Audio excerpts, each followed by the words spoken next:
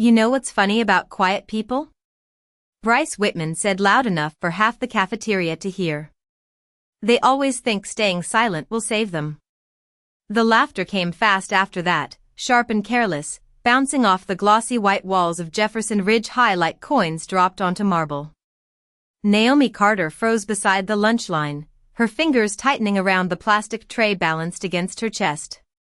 The fluorescent lights overhead hummed softly, cold and relentless, washing the crowded cafeteria in a pale glow that made everything feel harder somehow, louder somehow.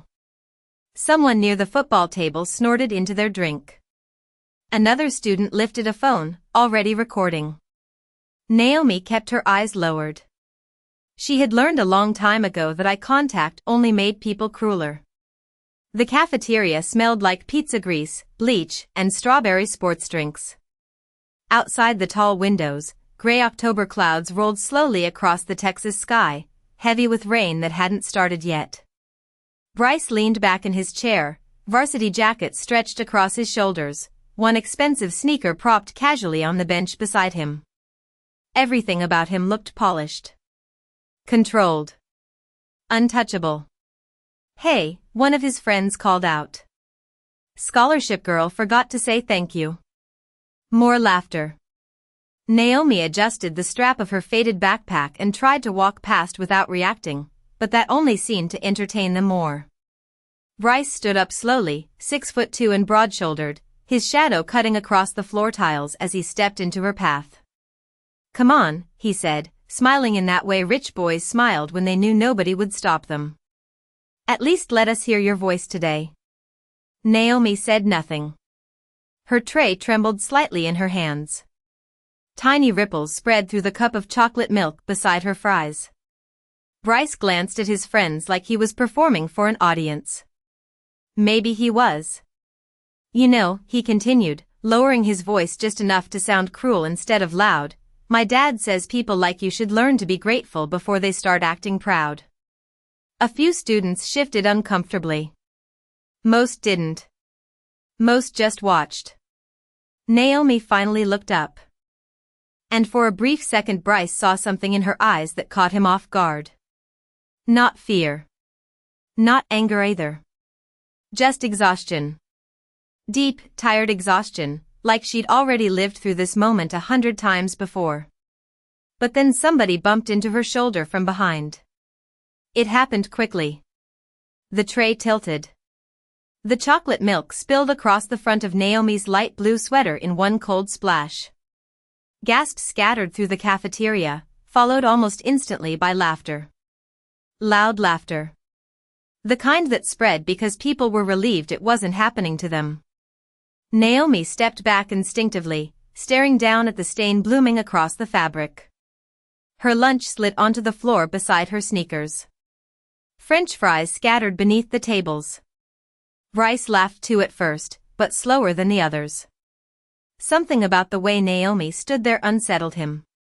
She didn't yell. Didn't cry. Didn't curse anyone out. She just bent down quietly and picked up the empty tray with both hands. The room somehow grew louder around her silence. Phones lifted higher. Someone whispered, "This is definitely going on TikTok." Naomi swallowed carefully and reached for the napkins near the condiment station, but Bryce spoke again before she could move away. "Maybe your daddy can buy you another lunch." The words landed harder than the milk had. Even the laughter thinned for a second after that. Naomi's hand stopped midway toward the napkin dispenser. Her breathing slowed. Across the cafeteria, rain finally began tapping softly against the windows. Tiny silver streaks sliding down the glass. Bryce smirked, thinking he'd won. But Naomi slowly looked at him again, her dark eyes calm despite the stains soaking through her sweater. And for the first time since she walked into Jefferson Ridge High, she spoke. "My father taught me something better than revenge," she said quietly. The cafeteria fell strangely still. Bryce opened his mouth to answer, but before he could, the assistant principal appeared near the double doors holding a tablet in one hand, her face tense and pale. "Naomi," she called carefully, scanning the room until she found her. Your father is here. The laughter in the cafeteria faded the moment those 4 words spread across the room. Your father is here. Naomi stood motionless beside the spilled milk staining her sweater while dozens of students turned toward the double doors near the front office hallway. Even Bryce Whitman stopped smiling for a second. The assistant principal, Mrs. Delgado, adjusted the tablet against her chest and forced a tight professional smile that did not reach her eyes. Naomi, she repeated gently, the principal would like to see you now. The cafeteria had gone strangely quiet, but not fully silent. Whispers still drifted between tables like static. Somebody near the sophomore section muttered, "Her dad actually came?" Another voice answered with a laugh, probably to ask for free lunch money. A few students snickered under their breath. Naomi lowered her eyes again. Her wet sweater clung cold against her skin beneath the harsh air conditioning. She picked up her backpack carefully from the floor and slid one arm through the strap. The fabric near the zipper was frayed from years of use. Bryce leaned against the table casually again, though his expression looked tighter now. Less amused. "What?" he called after her, forcing another grin for his audience, "Your daddy finally answering the phone?" Some laughter returned after that, weaker than before but still enough to echo across the cafeteria walls. Naomi did not respond. She simply walked toward the hallway beside Mrs. Delgado, her worn sneakers squeaking faintly against the polished tile floor. The farther she moved from the cafeteria, the quieter everything became. The noise faded behind the heavy swinging doors until only the hum of fluorescent lights remained overhead. Mrs. Delgado exhaled softly once they were alone in the hallway. "Naomi," she said carefully, "I know today has been difficult." Naomi kept walking without answering.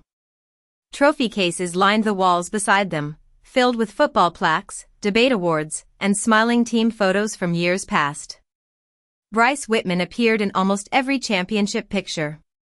His father's name appeared beneath several donor plaques mounted near the gym entrance in polished gold lettering. Naomi had noticed that her very first day at Jefferson Ridge High. Some families donated money. Some families donated buildings. The Carters donated silence. Mrs. Delgado glanced sideways at Naomi again. "Your father arrived about 15 minutes ago," she continued. "Principal Reynolds is speaking with him now." Naomi's stomach tightened instantly. 15 minutes. That meant her father had probably already heard something before she could explain it herself. Outside the long hallway windows, rain rolled steadily down the glass now, turning the football field beyond into a blur of gray and silver. Naomi remembered the stain on her sweater then and instinctively crossed her arms over her chest. Mrs. Delgado noticed. Without saying anything, she quietly removed her own gray cardigan and handed it over. Naomi hesitated before accepting it softly. "Thank you." Mrs. Delgado nodded once. "You do not deserve what happened back there." Naomi looked surprised by the words. Not because they were kind, but because they were rare. Most adults at Jefferson Ridge High preferred comfort over truth. They saw Bryce Whitman as a future athlete, a donor's son, a young man with potential. Naomi was simply the quiet black girl who sat near the back of class and never caused trouble. Easy to overlook. Easy to dismiss. As they approached the front office, Naomi noticed something unusual immediately. The secretary behind the front desk sat unnaturally straight. 2 district administrators stood whispering near the copy machine. Even Principal Reynolds's office door remained slightly open instead of fully closed. Tension hung in the air like static before a storm. Then Naomi heard her father's voice for the first time that afternoon. Calm. Deep. Controlled. Respectfully, he said from inside the office, "I am less concerned about punishment than I am about the environment that made this behavior comfortable in the first place." Naomi stopped walking. Her heartbeat quickened. Because her father never raised his voice when he was angry. And somehow, that made people listen even harder. Naomi stood just outside the principal's office with Mrs. Delgado's cardigan wrapped tightly around her shoulders while rainwater streaked down the tall front windows beside the reception desk.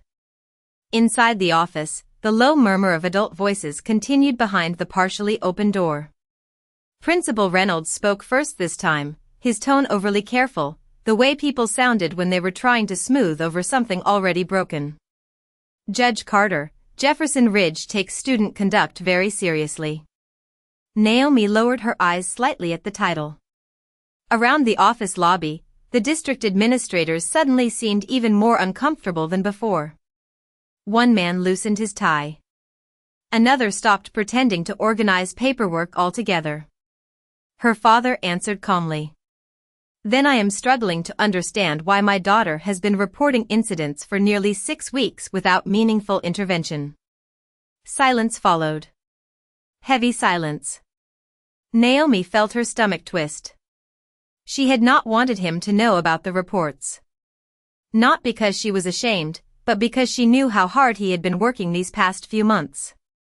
Since his federal appointment, reporters had started circling their apartment building some mornings.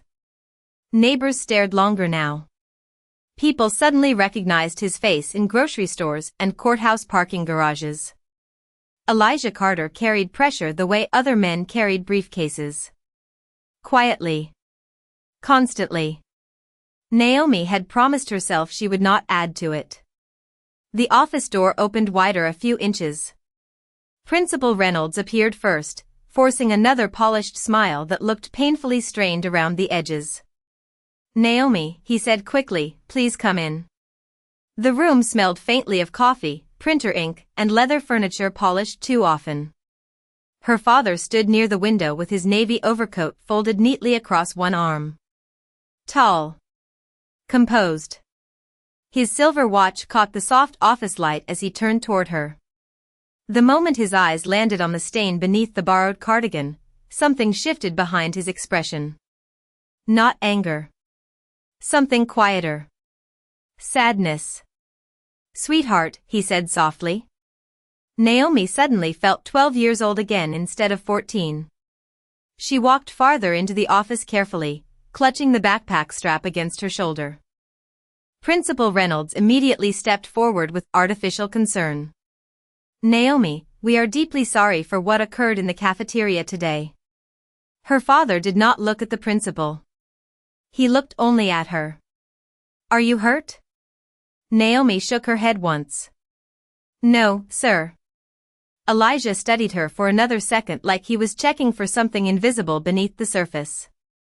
Then he nodded slowly. All right. Principal Reynolds cleared his throat awkwardly and motioned toward the conference table in the center of the office. Please, let us sit down together and discuss this maturely. Naomi noticed the word maturely immediately. Adults often used that word when they wanted children to stay quiet about unfair things. Her father finally turned toward the principal. Before we discuss maturity, he said evenly, perhaps we should discuss accountability. The room fell still again. Rain tapped softly against the office windows behind him. Principal Reynolds folded his hands together too quickly. Of course. Absolutely. We are prepared to discipline the students involved. Elijah Carter's expression remained unreadable. Were you prepared before you learned who Naomi's father was? Nobody answered. Not the principal. Not the administrators. Even the receptionist outside had stopped typing. Naomi looked down at the floor tiles, suddenly aware of how loud the silence had become. Her father walked slowly toward the conference table and placed a thin manila folder onto the polished wood surface. Principal Reynolds frowned slightly. What is this? Elijah slid the folder forward with calm precision. Copies of every email my daughter sent faculty members over the last month requesting help. Naomi blinked in surprise. Her father looked at her gently then. You thought I did not know, he said softly. But I read every message you deleted from the drafts folder after you fell asleep. Naomi felt heat rise behind her eyes instantly. Not embarrassment. Relief. Quiet, overwhelming relief. Principal Reynolds opened the folder slowly.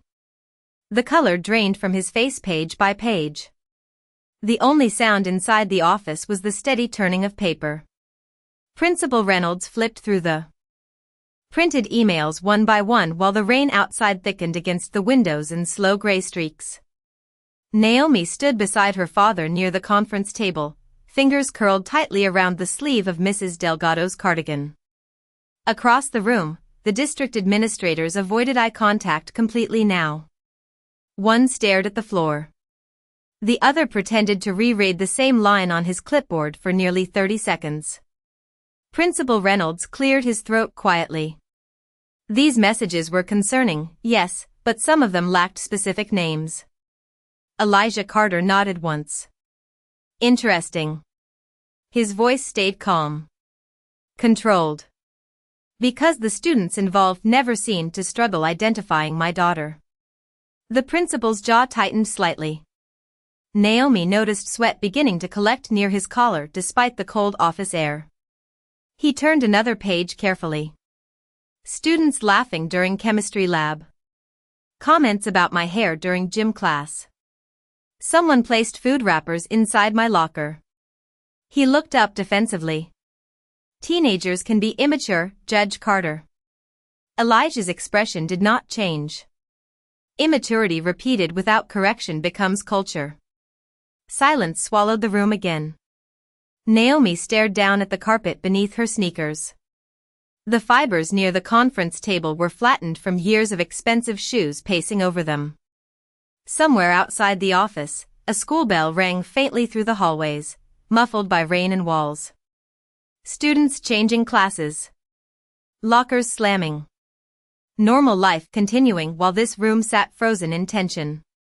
Principal Reynolds finally leaned back in his chair with a measured sigh. What exactly would you like us to do? Naomi looked at her father then. She already knew the answer before he spoke. Elijah Carter was not the kind of man who enjoyed humiliating people. He believed humiliation solved nothing.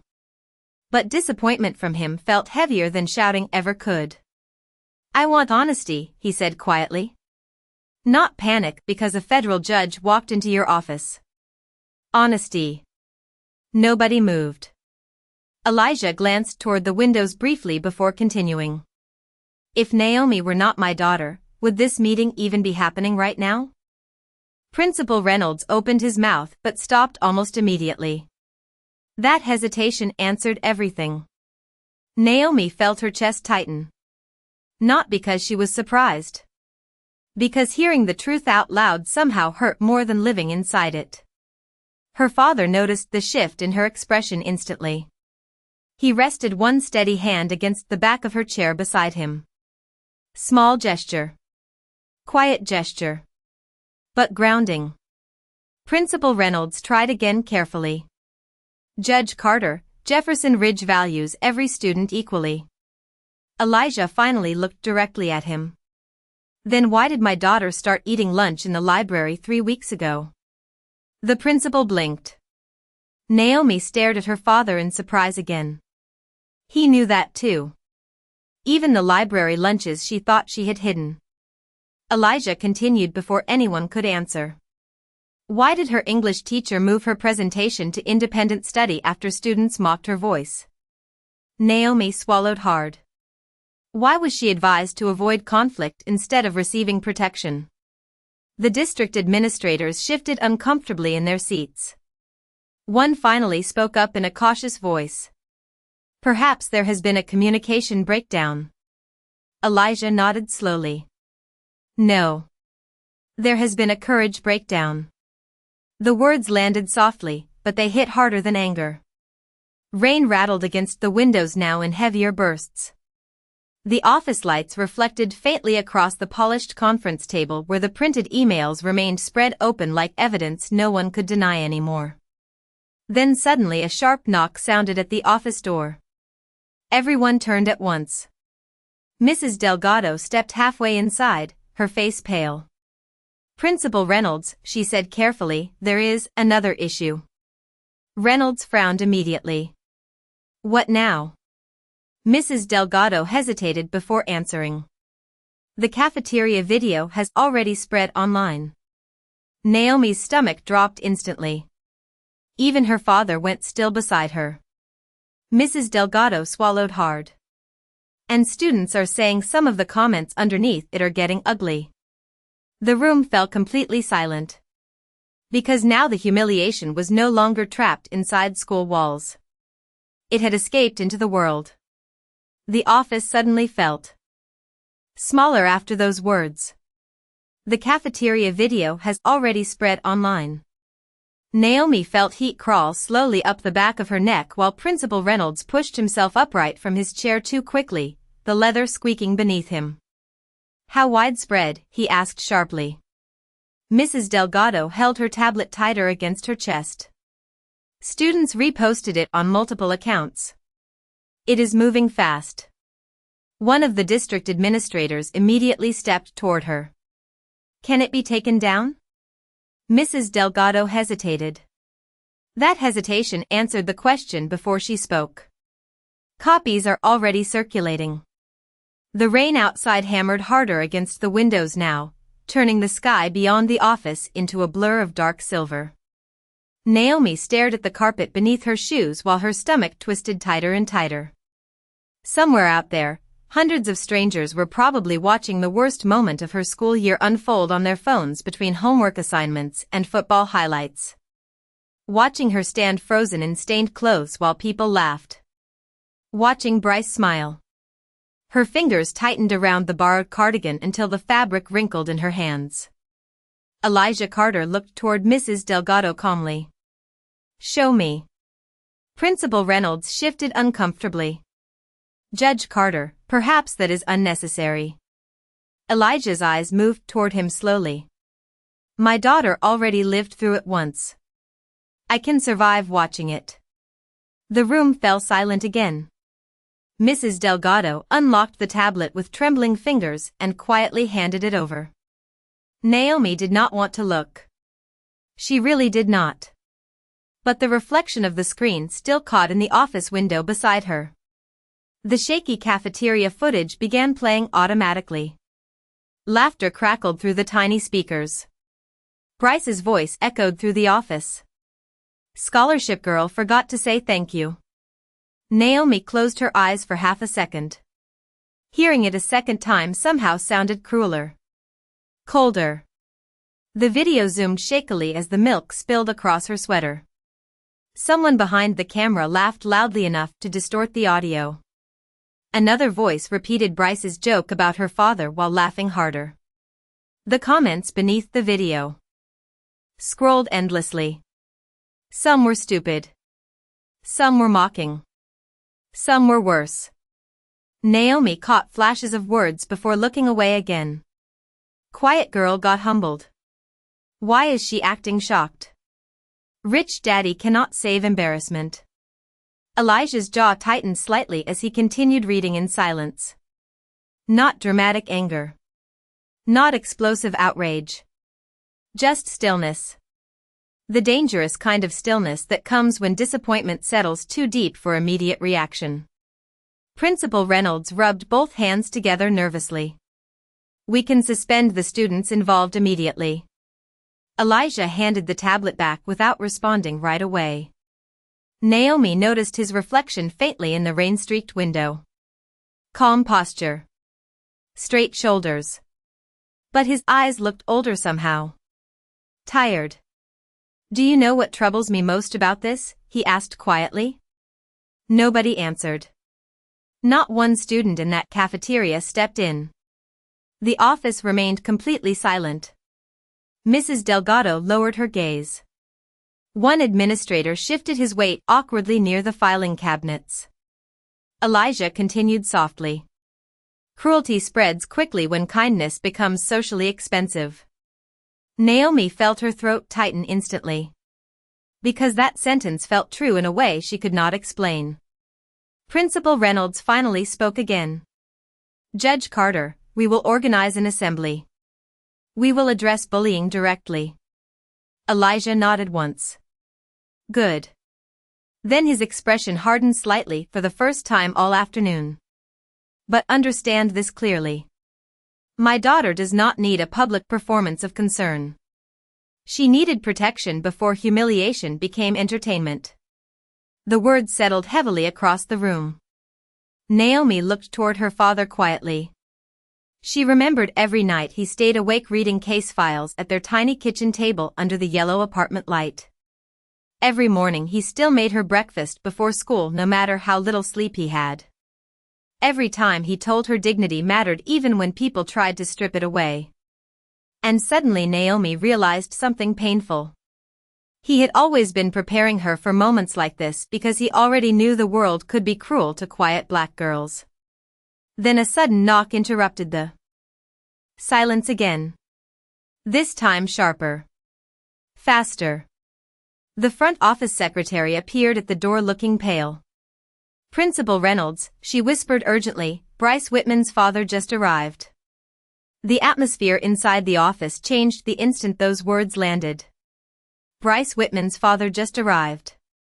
Principal Reynolds straightened immediately, almost instinctively, while one of the district administrators muttered something under his breath and reached for his tie again. Naomi noticed it all. The shift. The tension. The nervous energy that had not appeared when she walked into the office earlier, covered in spilled milk and humiliation. Rainwater rolled steadily down the windows behind her father, soft silver trails against the dark afternoon sky. Elijah Carter remained completely still beside the conference table. Send him in, Principal Reynolds said quickly, though his voice lacked the confidence it carried earlier that day. The secretary nodded and disappeared again. Naomi felt her stomach tighten. She had seen Bryce's father before, only once at a football fundraiser. Richard Whitman entered every room like he owned the air inside it. Tall. Expensive charcoal suit. Perfect white smile that never quite reached his eyes. The kind of wealthy man who shook hands while calculating influence at the same time. Seconds later, the office door opened fully. Richard Whitman stepped inside carrying rain across his polished shoes. Bryce followed half a step behind him, quieter than Naomi had ever seen him. Gone was the loud cafeteria confidence. Gone was the smirk. He looked pale now beneath the fluorescent office lights, his varsity jacket damp at the shoulders from the storm outside. Richard Whitman glanced around the room once, immediately assessing everything. The district officials. The open folder of emails.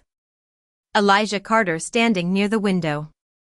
Recognition flashed across his face almost instantly. Judge Carter, he said smoothly, extending a hand. I was not aware our children attended the same school. Elijah looked at the offered hand briefly before shaking it once. Calm. Brief. Mr. Whitman. Bryce stared at Naomi for half a second before quickly looking away. Again. For the first time all year, he seemed unsure where to place his eyes. Principal Reynolds cleared his throat nervously. Thank you both for coming in. We are attempting to resolve an unfortunate situation between students.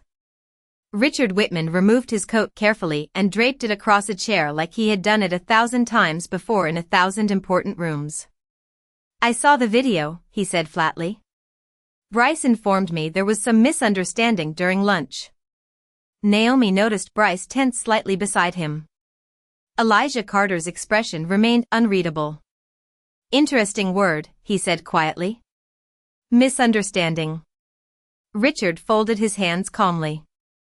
Teenagers can be reckless. I am sure emotions escalated. Naomi felt something cold settle in her chest at those words.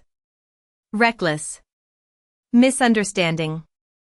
As if humiliation simply happened on its own without choices behind it.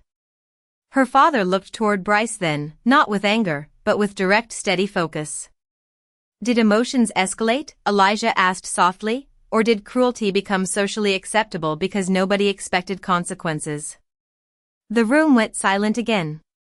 Bryce swallowed visibly. Richard Whitman's polished smile faded slightly around the edges.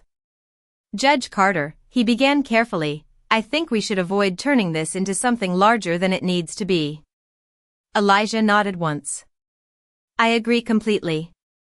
He glanced toward Naomi beside him. Which is why this should have been addressed when my daughter first asked for help. Principal Reynolds shifted uncomfortably again. Bryce finally spoke, his voice lower than usual. I did not think it would spread online. Naomi looked at him for the first time since the cafeteria. There it was. Not remorse for what happened. Fear of exposure. Fear of consequences. Elijah noticed too. That concerns you more than the humiliation itself? Bryce opened his mouth but no answer came out. Richard stepped in smoothly before his son could respond. My son made a mistake. Elijah's gaze never left Bryce. No, he said quietly. A mistake is accidental. Humiliation performed for an audience is a decision. The rain outside softened slightly then, turning from heavy pounding into a low, steady rhythm against the glass. Inside the office, nobody moved. Bryce stared down at the floor tiles now, his confidence draining minute by minute beneath the weight of silence. Then unexpectedly, Naomi's voice broke through the room. Quiet. Steady. I do not want him destroyed. Every adult in the office turned toward her at once. Naomi tightened the cardigan around herself gently before continuing. I just wanted someone to stop laughing long enough to realize I was a person. Naomi's words settled over the office more heavily than anger ever could. I just wanted someone to stop laughing long enough to realize I was a person. Even the rain outside seemed quieter after that. Richard Whitman slowly looked toward her, and for the first time since entering the office, the confidence in his expression flickered slightly. Bryce remained motionless beside the conference table, his shoulders stiff beneath the damp varsity jacket. Principal Reynolds lowered himself carefully into his chair as though the energy had drained out of him all at once. Elijah Carter glanced at his daughter with something close to heartbreak hidden behind his calm expression. Not because she sounded weak. Because she sounded tired. Tired in a way 14-year-old girls should never sound. The office lights reflected softly across the rain-streaked windows while silence stretched between everyone in the room. Then unexpectedly, Bryce spoke again. His voice sounded smaller this time. I did not think she cared. Naomi looked at him quietly. Richard Whitman turned sharply toward his son. Bryce. But Bryce kept going, staring down at the floor instead of at anyone else. She never reacts. She never says anything back. Elijah folded his hands calmly in front of him. So silence became permission? Bryce swallowed hard. No, sir. He stopped, struggling for words that refused to come easily anymore. Naomi noticed something strange then. Bryce Whitman looked terrified. Not of punishment. Of seeing himself clearly for the first time. Richard Whitman rubbed a hand slowly across his jaw before speaking in a lower voice than before. Bryce. His son finally looked up. Richard's expression had changed completely now. The polished businessman confidence was gone. In its place stood something more uncomfortable. Disappointment. Real disappointment. Did you post that video? Bryce hesitated too long. That hesitation answered everything. Richard closed his eyes briefly. The room stayed silent except for the distant rumble of thunder somewhere beyond the football field outside. Principal Reynolds cleared his throat awkwardly. The district cyber team is working to remove the posts. Elijah nodded once but remained focused on Bryce. Tell me something honestly, he said softly. If that video showed your little sister standing there instead of Naomi, would it still feel harmless? Bryce's face changed immediately at the mention of his sister. A crack. Small, but visible. He looked toward Naomi again, and this time the arrogance was completely gone. No, sir. Elijah nodded slowly. Empathy begins there. The moment another person's pain becomes imaginable. Naomi stared quietly at the rain sliding down the office windows.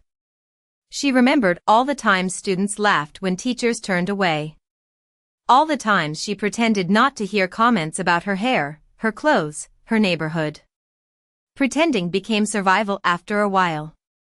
But hearing Bryce admit any of this out loud felt stranger than revenge ever could. Richard Whitman finally stepped closer to his son. "Look at her," he said quietly. Bryce obeyed slowly. Naomi met his eyes again. This time he did not smirk. Did not laugh. Richard's voice remained calm but firm.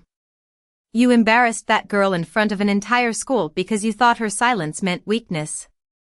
Bryce's jaw tightened. "I know." "No," Richard replied softly. "You are only beginning to know." The office fell still again. Principal Reynolds shifted uneasily in his seat while one of the district administrators quietly closed the folder of printed emails on the conference table. Outside the office windows, the storm had finally begun passing. The rain slowed into thin silver lines beneath a fading gray sky. Then Elijah Carter spoke one final time, his voice low and steady enough that everyone listened instantly. "The internet will eventually forget this video," he said. "But the type of person you become after this moment will follow you for the rest of your life." Bryce lowered his eyes immediately. Naomi watched the words land across his face like weight settling onto shoulders too young to carry it well. And for the first time all afternoon, nobody in the room looked powerful anymore. Just human. The office remained quiet long after Elijah Carter finished speaking. Outside the windows, the storm clouds had started breaking apart, allowing thin bands of late-afternoon sunlight to slip across the wet football field in the distance. The soft gold light reflected faintly against the conference table where Naomi's printed emails still rested beside the abandoned tablet. Nobody seemed eager to speak first anymore. Principal Reynolds finally adjusted his glasses and exhaled slowly. "We will begin disciplinary action immediately," he said carefully. "Suspensions. Mandatory review hearings. Social media accountability measures." Elijah nodded politely, but Naomi could already tell his attention had shifted somewhere else. He was no longer interested in punishment. He was watching people now. Watching whether anyone in the room had actually learned something. Richard Whitman stood beside his son in silence for several seconds before speaking quietly. "Bryce." The teenager looked up slowly. "You are going to apologize." Bryce swallowed hard. "Yes, sir." Richard's expression stayed firm. "Not because you were caught. Because another human being walked through this school feeling alone while you helped make it worse."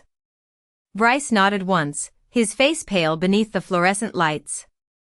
Naomi noticed his hands trembling slightly at his sides. Not dramatically. Just enough to reveal how overwhelmed he suddenly felt beneath the weight of consequences and self-awareness colliding together. Then something unexpected happened. Bryce turned fully toward Naomi. His voice sounded rougher now, stripped of the cafeteria confidence that once made entire tables laugh with him. "I am sorry," he said quietly. Naomi studied him for a long moment. The room stayed completely still around them. No phones. No audience. No football teammates watching. Just truth sitting uncomfortably between two teenagers. Bryce lowered his eyes briefly before continuing. "I kept thinking everybody already saw you as different anyway." Naomi felt that sentence hit harder than every joke earlier combined. Because it sounded honest. Honest in the ugliest possible way. Bryce looked ashamed the moment he realized it too. "I know that sounds terrible," he muttered. Elijah Carter finally spoke softly from beside the windows. "Prejudice usually does." Nobody argued with him. Principal Reynolds rubbed a hand across his forehead while the district administrators exchanged uneasy glances. Years of ignored behavior suddenly looked impossible to defend inside this quiet room. Naomi looked down at the stain still faintly visible near the collar of her sweater beneath Mrs. Delgado's cardigan. The milk had dried hours ago, leaving behind a pale mark against the fabric. She thought it would make her feel weak seeing it again. Instead, strangely, it reminded her she survived the day. Bryce stepped forward awkwardly. I can post an apology online too. Naomi looked at him calmly. Do it because you mean it, she said softly. Not because people are watching now. Bryce nodded slowly. Something in his expression shifted then. Not complete transformation. People do not change that quickly. But the beginning of awareness. The beginning of discomfort. And sometimes discomfort was where decency first started growing. Richard Whitman glanced toward Elijah. Judge Carter, he said quietly, I cannot defend what happened. Elijah nodded once. Good. Richard looked surprised by the answer. Elijah's expression softened slightly after a moment. Because defending cruelty teaches children to normalize it. The room fell silent again. Outside, the rain had stopped completely now. Sunlight spread wider across the wet parking lot, turning puddles into mirrors of pale orange sky. Naomi suddenly realized how exhausted she felt. Her shoulders ached from holding tension all day long. Elijah noticed immediately. Fathers noticed things like that. He stepped closer and gently rested his coat across her shoulders beside the borrowed cardigan. Warm wool. Familiar scent of cedar and coffee. Home. Naomi looked up at him quietly. I am sorry you had to come here. Elijah's face softened completely for the first time all afternoon. Naomi, he said gently, there is nowhere in this world I would rather show up for than you. And somehow those words healed something inside her faster than revenge ever could. Monday morning arrived colder than usual. Overnight rain had left the sidewalks outside Jefferson Ridge High dark and shining beneath the early sunlight, and the air carried that clean sharp smell Texas mornings sometimes had after storms passed through. Naomi Carter stepped out of her father's car slowly, adjusting the strap of her backpack against her shoulder while students moved across the parking lot in scattered groups around her. For the first time since transferring to Jefferson Ridge, people stopped talking when she walked by. Not dramatically. Not all at once. Just small pauses. Half-finished whispers. Quiet glances that followed her toward the front entrance. Some students looked guilty. Some curious. Others simply looked uncomfortable now that the story had changed shape. The video was gone from most accounts by morning, but not before almost everyone in school had seen it. Naomi could feel that knowledge hanging in the air around her like humidity. Elijah Carter stepped out beside her, tall and composed in a dark overcoat, one hand wrapped around a paper coffee cup while the other adjusted his briefcase strap. He looked toward the school building quietly. You want me to walk you inside? Naomi hesitated.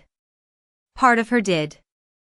Another part wanted to prove she could still stand on her own 2 feet after everything that happened. I can do it, she said softly. Elijah studied her face for a second before nodding once.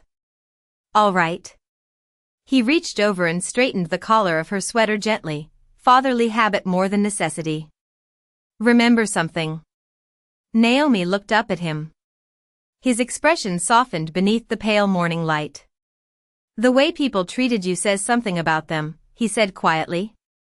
The way you carried yourself says something about you. Naomi nodded slowly.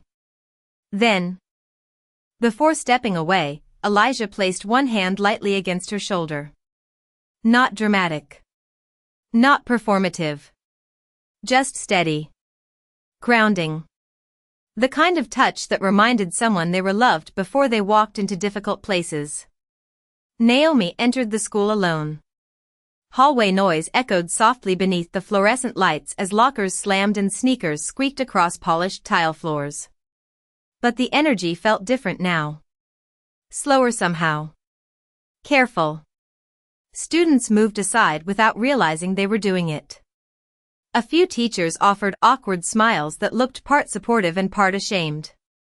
Near the cafeteria entrance, Naomi noticed new posters taped along the walls overnight. Report bullying. Every student deserves dignity. One banner near the office read Community Accountability Initiative in bold blue letters. She almost laughed quietly at how quickly institutions learned morality once public embarrassment entered the room. Then she saw Bryce Whitman standing near his locker across the hallway. Alone. No crowd around him. No football teammates laughing beside him. His varsity jacket hung loosely over his shoulders while students passed without stopping to talk.